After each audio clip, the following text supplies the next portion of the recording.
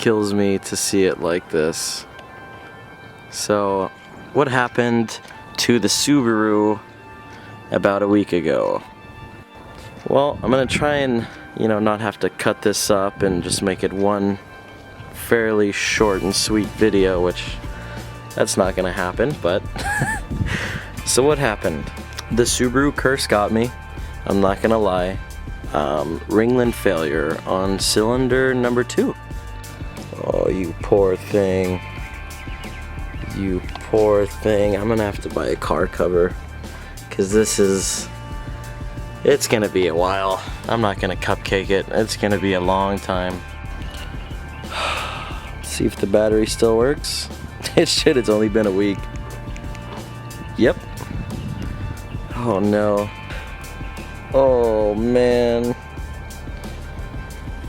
God, I miss this car so much.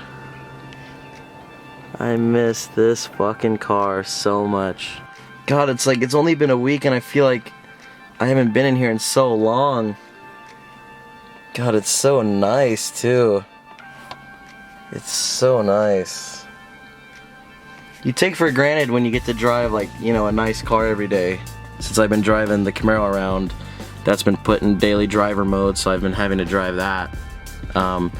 And going back to a 90s interior for daily driving, especially with the big ass cam that's really loud, you miss the simple things like this. Oh man, look at that stitching, like oof. It all just looks so good in here, and it's modern, and it's nice, and it's comfortable. Man, what did I do? Alright, so getting on with the story here. Actually, about a week ago, I went out to the movies with a friend of mine, and I did a pull with him in the car, and I was like, man, I was kind of thinking to myself, like, this doesn't feel like usual. Like, it feels kind of sluggish. So I'm like, that's weird, And I'm like, well, I'll worry about it after the movie. So we saw the movie or whatever, came out, and I go to crank the car over, and it was cold. It was like 35 degrees. So I cranked it over, and it kind of made like a slight extra crank noise. Like it was like because like the normal crank rotation on a Subaru, like you normally hear it, it's just ka-la-la, boom, and then it comes on, but it was like ka-la-la-la-la, and I was like, maybe it's just because it's cold, maybe the battery's low, something like that. No biggie. I'm not gonna worry about it too much. I drove him and I dropped him off, and I'm like, I'm hungry, so I'm like, I'm gonna go get some food.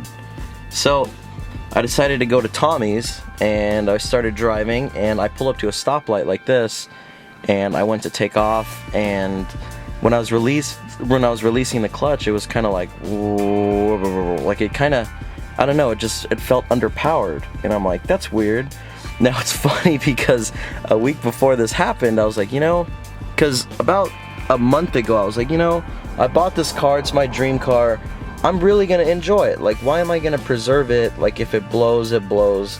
Why? Because like when I bought the car, I was so scared about Ringland failure and hurting the car that I'd always drive it in intelligent mode, like always. So just like a month and a half, or even 2 months ago, I was like, you know what, I'm gonna drive it all the time in just sport mode, not in sport sharp, so it's not on kill, but just in sport, just so I can have fun with it. Because if you guys know the modes, intelligent pulls timing, so that it's not as responsive, it's not as fast, it limits you to about 9 pounds of boost. In sport mode, you get about 14-15 pounds, and you have full throttle response, full timing, and in sport sharp, you have full boost, full timing, that whole sort of thing. But yeah, long story short, I started driving in sport, and then me and a friend of mine had gone to the beach on that following Sunday. Before, it had the whole incident, going to get food and stuff. And that was on Tuesday, when the whole Ringland issue even came up. So on Sunday, I was like, I really gotta start babying this car. So we took it through the canyon, we had a good time. I'll put some pictures here. And actually what happened after that was I was like, you know what, dude, I'm gonna put this thing in intelligent mode and I'm gonna take care of it because I cannot afford a new motor right now. So I drove it literally all in intelligent mode. I was babying it the whole day, and Monday and then Tuesday, and I was just like, man, like, I'm taking such good care of this car, nothing's gonna happen to it. And then that's when Tuesday night, when it started, you know, when it got that little stumble. So I got home. It was like 2 o'clock in the morning. I just went to sleep. I woke up in the morning. I had to move the car because we were having work done on my house. So I got in it and I go to crank it over, and it was like, and it did it again. And I'm like, all right. And I'm like, I think something's wrong. I'm like, I'm gonna go back to sleep. Like, I want to move the car. I don't want to deal with this right now. So I woke up and I went to leave, and I cranked it over again, and it's like, I'm like, oh, what the fuck? I'm like, that doesn't sound right at all. So I called my buddy Bruno, the guys you saw in the guy who did my timing belt job and whatnot. He's like my Subaru guru, essentially. You know, he's the one that's gonna build this car and do that whole sort of thing, just because super cool guy, and he knows what he's doing, definitely, when it comes to these cars. Who the fuck, who's blowing, what is this? Oh my god. No, what is this?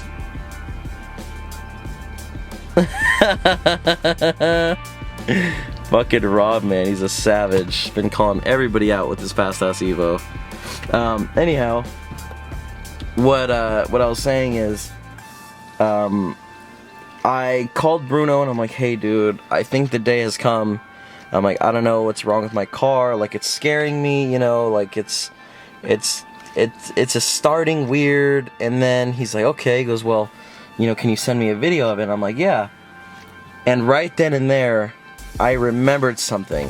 When he was doing my timing belt, I had actually told him, I said, hey dude, I said, real quick question, I said, how do you know when you're getting ringlet failure? And he's like, you'll know when you crank the car over, because it'll be low compression on a cylinder, it'll have an extra crank. And right then and there, it fucking just clicked, and I'm like, oh fuck. So I sent him the video, and he goes, yep. So as you can see, I took my access port out. I didn't want to just hang it in here, so I took that home. But he's like, run, you know, some sensors on there. So we troubleshooted a lot with the access port, and every test with the access port and gauges came up pretty much negative, showing, you know, I mean, negative as in positive, like they're showing that the motor does have ringlet failure. I caught it very, very early, like super early. Like, the car isn't, you know, shaking, it's not misfiring that crazy. I mean, like I said, that little stumble when I was leaving, that's like a misfire, but no check engine lights. It's not really smoking that much. It was hard to tell if it was even smoking because it's just cold, you know.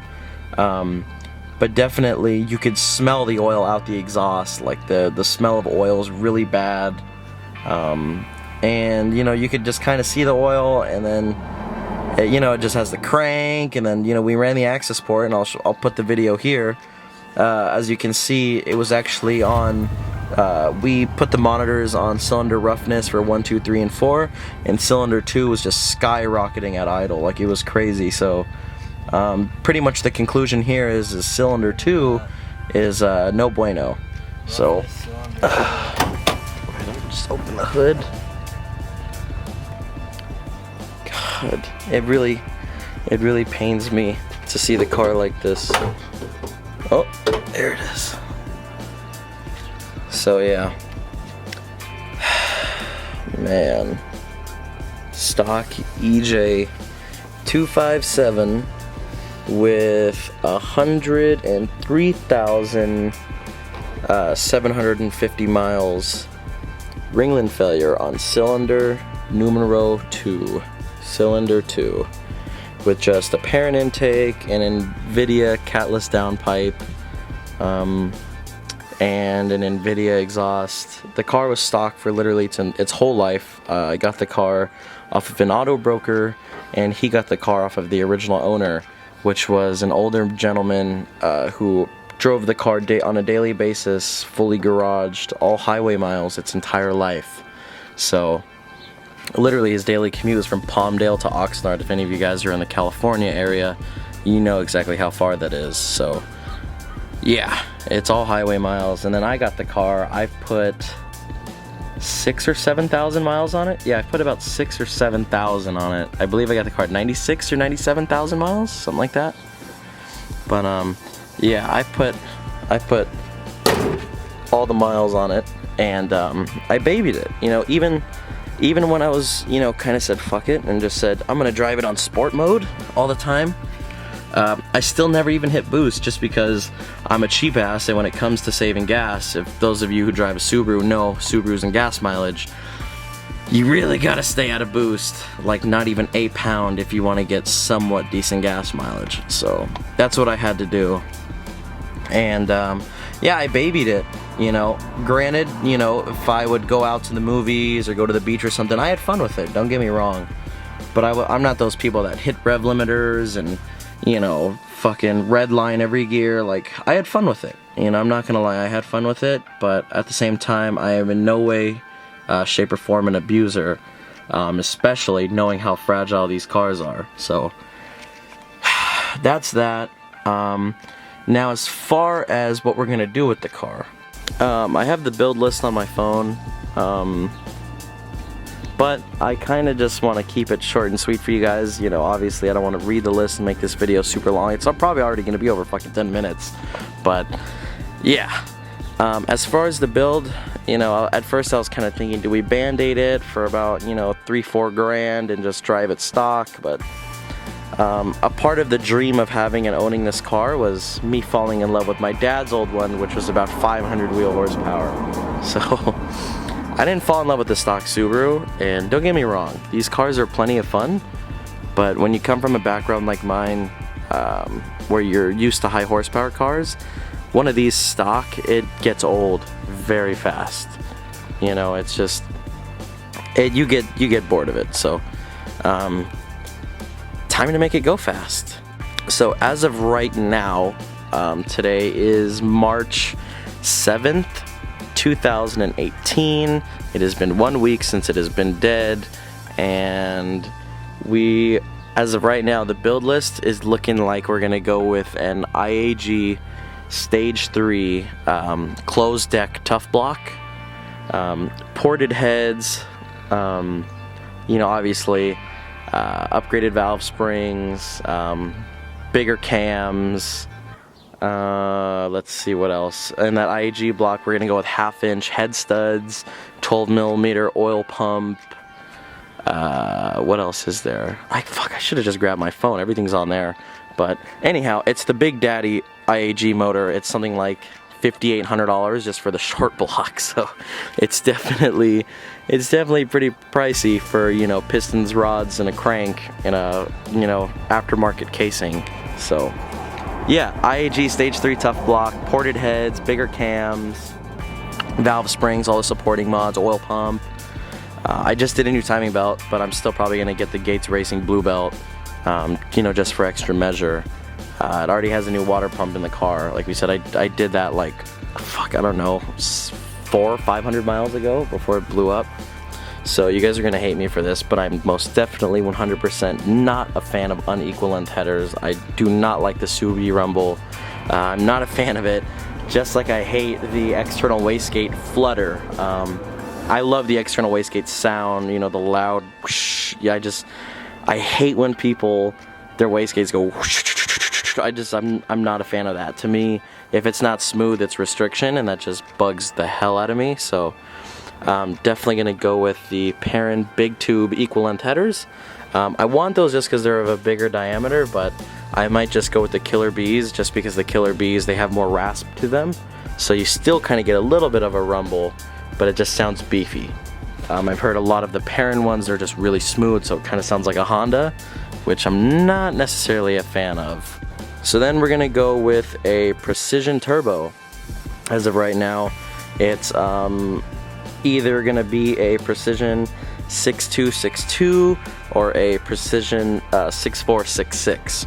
So either a 6466 or a 6262, but definitely going with a Precision Turbo and a Tile 44mm external wastegate.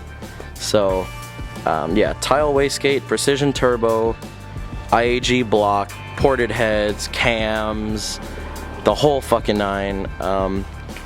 Right now, as far as an intake manifold, I'm not really, I haven't really considered that yet, so I don't know what we're gonna do for an intake manifold, but we'll figure that out when the time comes. But as far as fuel system goes, like Bruno's telling me, I'm gonna need a surge tank with, like dual Walbro 450s, but I'm gonna try and mod the factory fuel housing to hold 2 Walbro 450s. This guy I know that I met off of Instagram, he's actually helping me out with that. Hopefully, we can get my fuel system sorted out, because I really don't like the whole idea of having a surge tank and all that. It's just unnecessary shit. If I can get around that, obviously I will. So, dual Walbro 450s, injector dynamics, 2000 cc injectors. they're fucking huge. So, yeah, fuel system, injector dynamics, 2000 cc injectors, dual Walbro 450s, E85. Like I said, precision turbo, tile wastegate, external wastegate. I don't want to do internal, external for sure, because I want that thing to fucking scream.